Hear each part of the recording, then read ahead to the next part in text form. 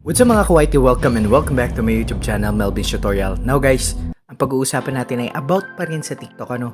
So, ang pag-uusapan natin ay paano ba mag-private ng account sa TikTok? Ano, for example, you're just a viewers and ayaw mo namang mag-TikTok and ayaw mo naman na gusto mo ring ma-experience mag-TikTok pero mas gusto mo itong mas personal, ano, mas gusto mo sa'yo lang. So, ngayon, mahirap kasi minsan, ang ginagawa natin, ipa-private natin yung TikTok natin ng isa-isa. But this, guys, tutorial, ayun, buong TikTok account nyo yung naka-private at hindi siya magiging searchable sa TikTok social media. So, ngayon guys, yun ang pag-uusapan natin ngayon. Guys, andito kayo ngayon sa aking second cellphone, Dito sa cellphone ko, pupunta ako sa aking TikTok app.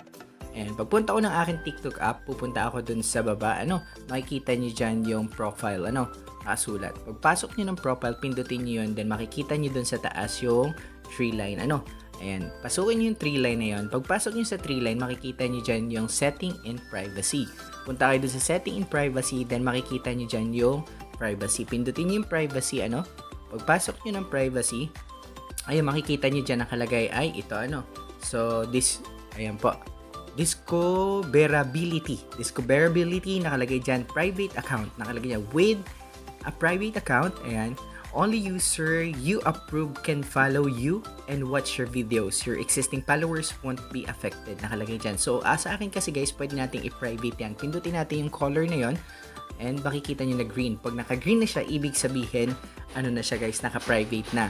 So, ngayon, hindi ko naman siya ipa-private. Ayan, sabi niya, switch to public account. Anyone will be able to follow you, view your public post, and answer your question from public post. So, switch ko na lang siya, So, visible ako, and hindi ako naka-private. So, ganun guys ang pagpa-private ng ating pong TikTok account, So, sa mga hindi pa po naka-subscribe, hit the subscribe button and click notification bell all para lagi po kayong updated sa ating mga new upload video. See you around and God bless you all guys. Love you. Thank you.